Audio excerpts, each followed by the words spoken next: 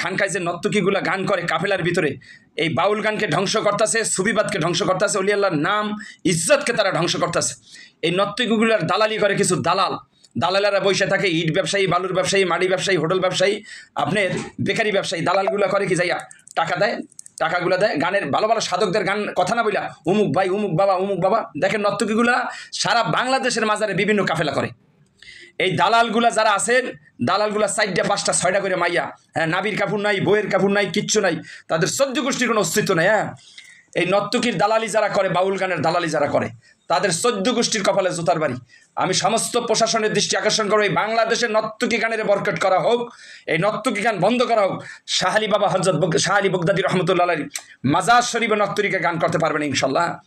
নর্তকীরা কীভাবে গান করে আমরা দেখবো ইনশাল্লাহ।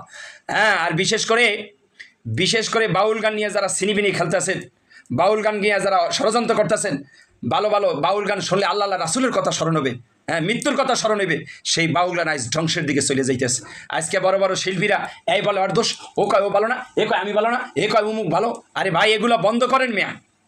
বাউল গানকে নষ্ট করার জন্যে হাজার হাজার পতিতা মেয়েরা কিভাবে বাউল গানের ভিতরে ঢুকলে বলেন।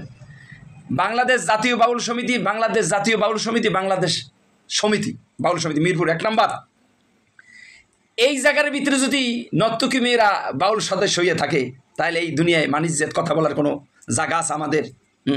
আমাদের আরিফ দেওয়ান সাহেব একটি সুন্দর কথা বলছে, আড়ার মতন লাগছে তার বিষয়ে সত্য কথা বলার জন্য তার বিপক্ষে একটি গ্রুপ লেগে গেছে। কাজটা আপনারা ভালো করেন নাই। সমস্ত বাংলাদেশের পীর মাশায়েখ হুজুরগণ ব্যক্তি যারা আছেন, সুফিবাদের প্রেমিক যারা আছেন, বাউল গানকে যারা ভালোবাসেন, বাউল গানকে যারা পছন্দ করেন, এই নর্তকীগুলারে বরকাট করুন, অলি আল্লাহর দরবার থেকে লাথি মেরে বার করুন। এই দালালের বাচ্চারা, অলি আল্লাহর নাম বলে, অলি আল্লাহর দরবারে কাফেলা বলে তোরা খারাপ কাজ করো, কুকামের ভিতরে তোরা জড়াইছস। তোরা এই মেয়েগুলো গান করে সারা রাত, মেয়া সাইডে প্রাইভেট কার মোটরসাইকেল তারা থাকে, গান গাওয়া শেষ, তার আর একটা কন্ট্যাক্টের ভিতরে চলে যায়। হাজার হাজার প্রমাণ আছে এইভাবে। এই বন্ড নর্তকী মেয়েগুলোদের বাংলাদেশ থেকে বরকট করা লাগবে। এদের দালালি যারা করে, এই মেয়েদের দালালি যারা করে, পিঠের সামরে উঠে দেবেন, সেনাবাহিনীর হাতে উঠে দেবেন, আইনের হাতে উঠে দেবেন। এই বাউল গানকে রক্ষা করা লাগবে। এই বাউল গান রক্ষা করা প্রত্যেকটা সুফিবাদের মানুষের দায়িত্ব।